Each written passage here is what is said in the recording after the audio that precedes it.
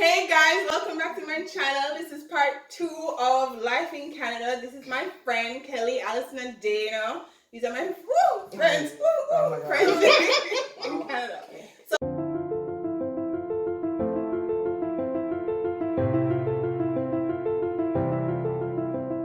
So it's Life in Canada, and we're gonna talk about settling in Canada and the culture shock if we had any when we moved here. So, Allison. Oh, you did start last time, no? Yeah. No, Kelly did start. I can start. Friend here, Kelly. Kelly's Cakes. At Kelly's. What's spell cakes? Kelly's Cakes. Kelly. K-E-L-L-Y. I will put it at the bottom so you guys Post editing it. This is not made by Kelly. Well, this was made by Kelly. This is me. And that was made by the store. Don't judge me, right? Kelly's really good, and the scent kind of it's been disturbing. What is it again? Peanut It's a cookie. peanut butter cookie on the base and a brownie on the top, and the cupcakes are vanilla cupcakes with a chocolate filling and red rum cream buttercream. So It's so What you said? good, Red though. rum cream buttercream. It's so What we good. doing right Then now? I'll pass one of them something rare here. No, this is the real. This is the real. this is the red buttercream on top there. Thank you. And I want to Sugar rush. Oh, we have 4. Oh, but Kelly and Dana to eat them. No. Give me my strawberry. Oh, Allison. Got here December 2015. Knowing that Canada is not Jamaica, I had to prepare. I had to mentally prepare. So I literally went cold turkey on going out. I did not renew my car insurance because I wasn't driving anywhere. So I literally took public transportation wherever I went for 2015. That I didn't know. It helped me save. Enough. Oh, so that's why whenever we go, me come for you. Or it comes to mom. Cheers, girl. And then, Woo! Come on. Inside joke. and then, so knowing that, it's Canada, it's cold. There's not a lot that I'd be used to. I went cold turkey and going out. I want to say maybe I went out maybe 3 times per month, if so much. And they were actual events that I had to appear or I had to go to as opposed to the parties and such. And then not going to the parties, I got to save because I didn't have to pay all this admission fee and transportation and so on. Going to parties in Jamaica are expensive. More expensive now too. Oh yeah. So, if you're thinking about coming to Canada, it will help get your mind right. So that when you come, you're not disappointed to say, oh, I prefer to go home because there's more to do and I feel, it's more entertaining. So settling into Winnipeg, oh joy. Went to Winnipeg in 2016. 2016, I was told, was not the worst winter. It was a really nice winter for Winnipeg. Well, I was freezing. I don't know what the temperatures look like. I don't know what minus XYZ is supposed to feel like. I not oriented. So settling in was an adjustment. Especially when you don't have data. At the time I had done a bring your own phone plan, and it came with like 1 megabyte or 100 megabytes of data. The phone I was using, it just never hook up. It just never configure. So I'd walk to the bus stop when I know the bus would come, take the bus and go to school, and check the service from the Wi-Fi in school, and then go home and so on. So I know where to go and what to do. Again, it's Winnipeg, so there really wasn't that much to do. So just pretty much go to school, come home, study, go to school, come home, study. The energy of Winnipeg is different than what we're used to, especially in Jamaica. So apart from going to school and getting the PR and so on, settling in Winnipeg might not have felt like where I wanted to be at the time. Still doesn't feel like where I want to be at the time, right now. What else about settling in? They follow rules here. That was something that I had to adjust to. I had to adjust to line up at people the bus lining stop. up at the bus stop, Line up at the train door, Mm-hmm. and getting very upset with you if you Don't come in front. Yeah, you don't really skip lines. You don't. You do not. I had to adjust to Google Maps and what direction is north, east, south, and west. Oh. Yeah, it's a real thing. Mm-hmm. Yeah, because when I moved, I refused to use them, but I realized, okay, it's a thing. It's a real thing. Google Maps? No, north, east, south, west. I still don't know how to do I it. used I to don't be know like, it. I still don't know how to do that. really? No. That's my first thing when I do it. Listen, Right the only fast, person in right my hand. life that can tell me what to do and I listen without question, the GPS. It's like going left, right, I'm going, and I'm not asking any question, I'm going. And I realized going through different processes and so on, there's no way to circumvent the system. You just I remember you telling me that. If the lines, it's drawn a line, you have to draw a line right there. That's it. There is no drawing line on this side because it's more efficient. So. It's efficiency is maybe not the word I should use. Yes, I think because you're so accustomed to there being a way to just kind of Around ground things, it. yeah. And I'm also accustomed to there's a bottleneck, there's a problem, it's not what we expect, but fix it. No, this is a procedure, this is a process. You have to go step 1 to 5 before you reach a 6. And to you, it's a problem. To them, it's not. It's That's just a process. That's my Yeah. point, though. It's just a- Good Kelly. Thank you. People, I would like to touch mine when I'm talking. So, I'm just saying. People who have the mentality of, can hustle or can sell this here or can do that. No, you can't. And if you can, pick up you. You are doing that risk at your own risk, but you really can't. It's not a free for all. You have to go by the rules. You have to go by law. You have to get everything notarized and signed off on and record this and so on and so on. Yeah, that's pretty much the major adjustments that I had to do in settling in. Mm-hmm. Yeah, major adjustments in settling in. So did you have any culture shock? Like the first time I've had a racial experience was in Winnipeg. And I know the people. You don't see color I in think Jamaica. for us as Caribbean people, because it might not be a popular belief, but I don't think that racism is in like Jamaica. No, it's just Colorism. Colorism. Classism, sexism is all there. Yeah. Racism is not. Oh, So no, for it's us not. to come here and experience it, it's a complete. Like, I tell people, I can't relate to the concept of being a minority. No. That's just not our reality. That's not how we grew up. We were never in the minority. Mm-mm. So, and I actually think it's a good thing in coming here because for me, it's not the first thing that comes to my mind. No. For many, it's a good and a bad thing in the sense that for many people, they'll see the race issue quicker than I will. Yeah. You'll probably have to point it out to me. Yes. Because So one thing my dad said to me when I told him I was gonna migrate or leave, he said it's funny because you're moving from being a big fish in a small pond to being a small fish in a big pond. However, I'm not gonna run Winnipeg. I'm not gonna run Canada. I can't tell people what to do. I can't tell you no, this is not gonna work. Don't be a Jamaican and come up here and decide that you're gonna tell people what to do. Mm-hmm. You're gonna be Not not going to work. You have Not to going to work. humble yourself. I actually got a job as a customer service rep at a food delivery company in Canada. And, working in PR and so on, it flowed really well and easy for me, which is fine. But stepping from being an assistant manager at a PR firm to customer service, hi, how are you doing? Welcome. It takes an adjustment. So bear that in mind. You're going to have to start. You don't have to creep before you start running. And life here is pretty relaxing. It's not as hectic as it would be in the Caribbean for me. I would absolutely prefer to be home than I would be here. But it's a means to an end. So go Canada. What about you, Miss Dana? settling in Canada. My experience was a bit different from Allison's. Of course, we said before we came to go to school. I guess the school scene was the first scene I really experienced here.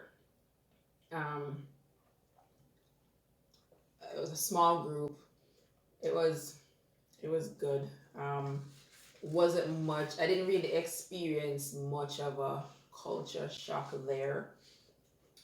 Settling into the classroom scene wasn't difficult for me, save and except that you just haven't been in a classroom for a really long time. I started working almost exactly 2 months after I came here. So, and I was able to work in a law firm. My work experience was unique because I worked in a law firm of primarily Jamaicans. Yeah. I worked mainly with Jamaican people. Which is fortunate because that's two right there. She was able to get into her field and get into her field with familiar people. Yeah. So which a lot of us don't experience that at all. It was like a family where I worked. We had our challenges and all. And I know I'm blessed in that not everybody comes and gets a job that quickly. Gets a job in their field. You know, myself as blessed, you know, having had that experience and being able to get the job so quickly and being able to get a job that accommodated the fact that I was going to school. Small fish, big pond experiences was not my experience.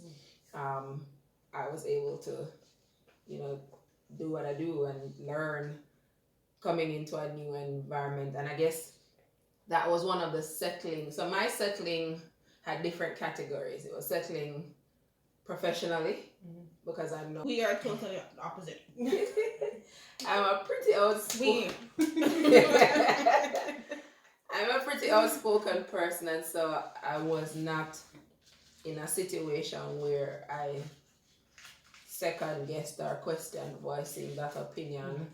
I transitioned from that job to another where the dynamics were different. It was no longer an environment of Jamaicans, but I think I'm still as vocal. But the one thing I can say is when you come here, you have to observe your surroundings and get to know the people that you're interacting with, because that informs how you react, not that you change who you are. I would never ever suggest to anybody that you need to tame who you are in order to survive in this country. Nah.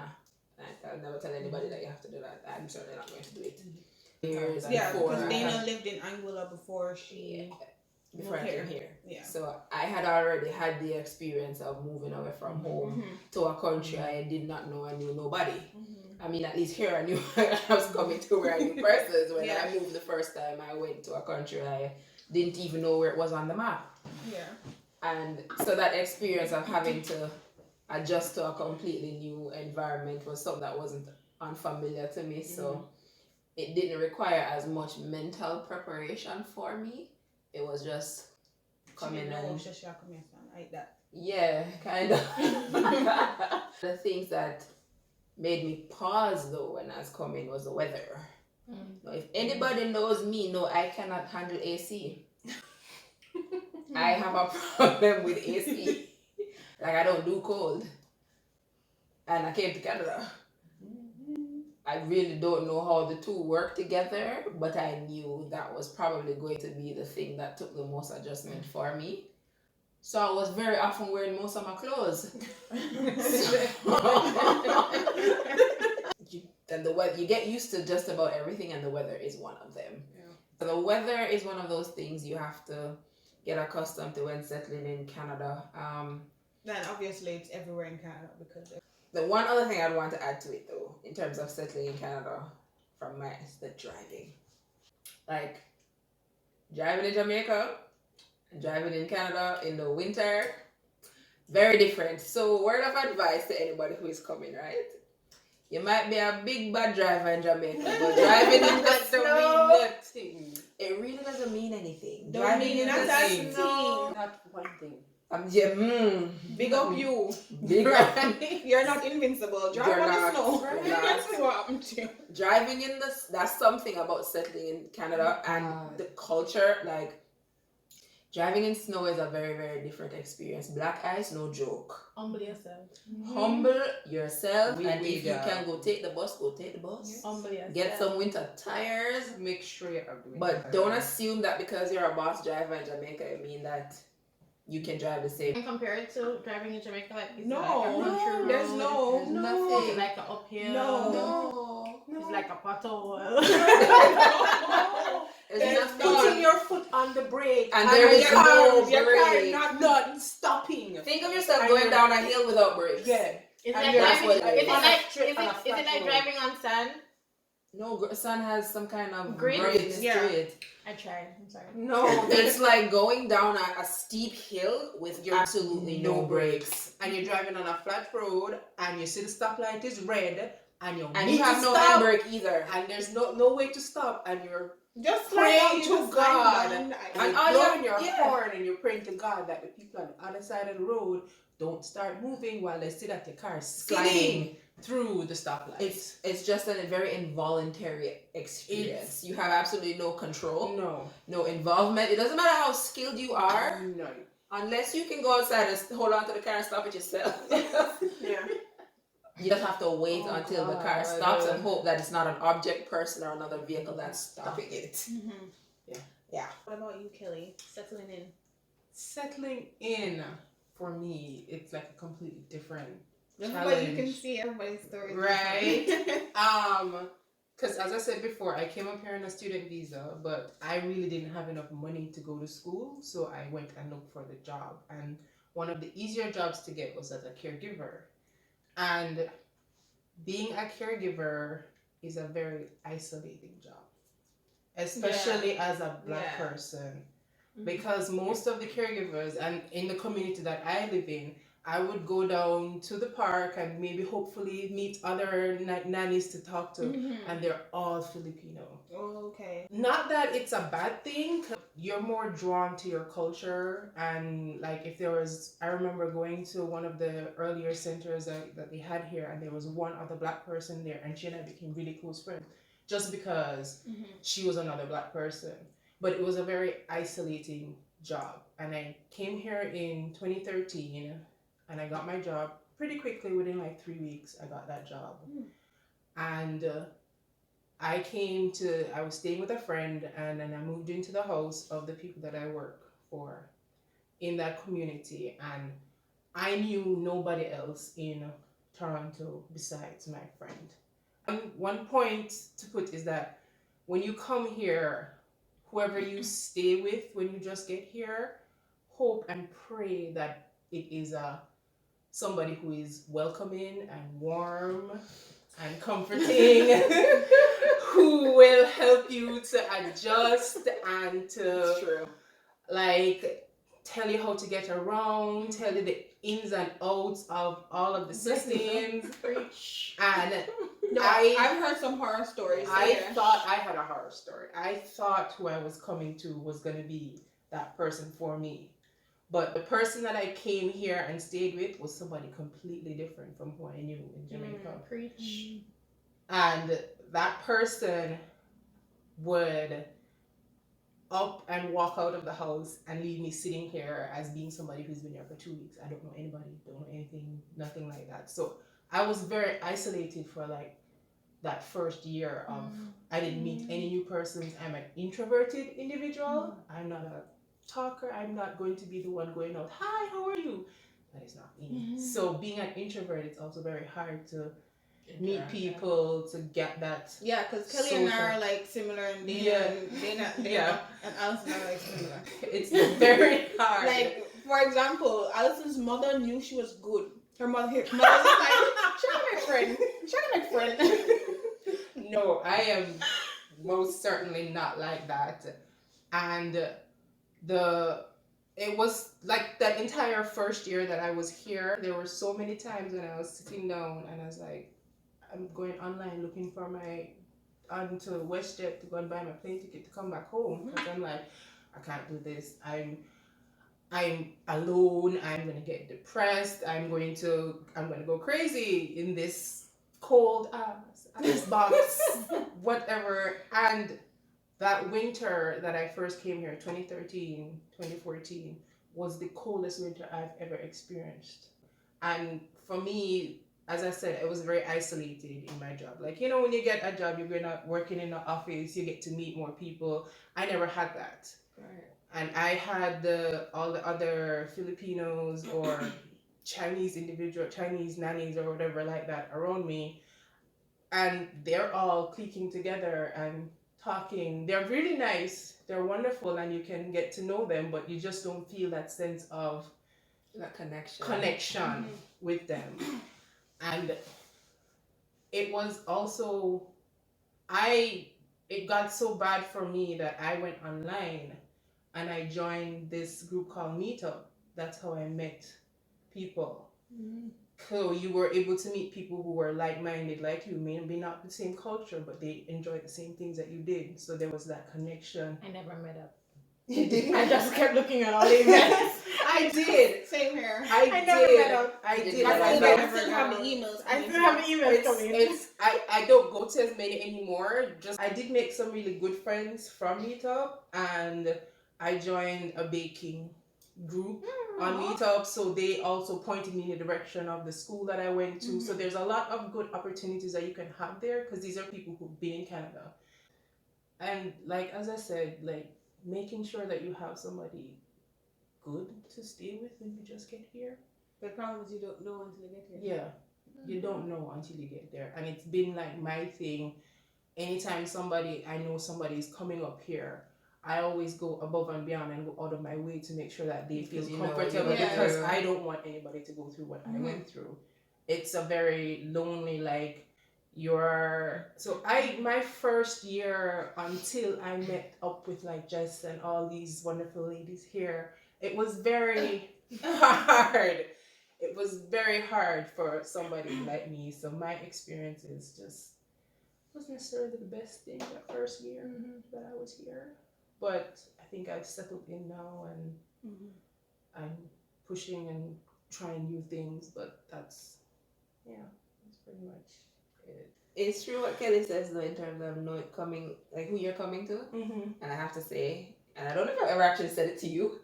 I hope I have. But if I haven't, settling here was that much easier for me because I was coming to somebody who was, like family to me. It was a friend who was welcoming, warm, and made coming here that much easier for me. I have no family here. Yeah. So, coming to somebody like Jess and her mom. She's coming to somebody like Jess and no family at all.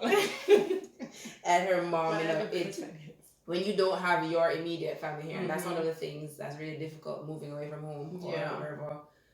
That made it that much easier for me, and having you guys, and I have to admit, again, I'm blessed because I've met really great people since I've been here too that have made that transition for me. I have to say, I've had my challenges, but given the people I have around me, you guys and the other friends that I have, it has really made settling in that easy. It is. The thing about knowing who you're staying with and making sure those people are reputable and they have, they're decent people. So I had gone through an agent who had put me through the school. I didn't have to pay her. The school pays her for everybody who she recruits. And having done that, she connected me to a young lady who just came in from Jamaica in September before I came in January. And we started to message each other and so on. She said, okay, so the lady who she's staying with has a room in the basement. Basement apartments are very popular here. So she had a 2-bedroom in the basement. Another guy from Montego Bay was already using one of the bedrooms I was gonna use the other one. Got on board. Sad to say, she's a Jamaican as well. She came up like when she was a teenager, and from there she acculturated. And I guess she identifies as Canadian, and she thinks that she's better than the rest of us. So, got there and so on. Was polite, was respectful. She brought me to the mall. She wanted to help me hook up my phone. She tried. I wasn't interested in signing a lease. The location of the apartment was 15 minutes away from school in Winnipeg weather. New to Canada. So I told her, hey, I'm not gonna sign a lease. We didn't really talk about a lease when I called you before to make the arrangements for the room. I do remember saying month to month, and I do remember you saying yes. So I wasn't gonna sign on to 6 months when I wasn't sure what's gonna happen. Then she started to get all ratchet. And I started to get all proper. Because, and then she started to get all, you Jamaicans think y'all better than us. And y'all, you think you have more sense than me? So I said, you know what? Here is your 2 days. You have a good time. And as I said, luckily Hensley is saving grace. Interesting that even when I just came and I just landed, he came from wherever he was in the city and came outside of the city to come pick me up and bring me to the mall and so on. And I remember the girl who I was staying with said to me, she's so happy that somebody came to pick me up because it showed the landlord that I had connections and I had people in Canada. So she really couldn't take as much advantage of me because I wasn't there by myself. Yeah. So I stayed there 2 nights, I left, and then pretty much that's just the rest of it. But yeah, and it's interesting, it happens to a lot of people. A lot of people. I would suggest, if you can afford it, stay at a hotel. A lot of people do that. Stay at a hotel when you just come. You really won't be staying there for more than 4 weeks. If you have a connection to a hotel or something, stay at a hotel, stay at an Airbnb. Stay somewhere where you're by yourself. See if you can reach out to a few people. If you can, you don't have to stay with them. And then from there, start to understand where you can move to. And then where is good for you to stay. And if you can, get a month-to-month arrangement first. Then you understand the landscape. Then you understand where you live, where you work, where your job, where your school is, what bus goes where, and then you can start talking about taking a lease or taking a long-term agreement or something. But yeah, completely co-signed to everything you said. Yeah,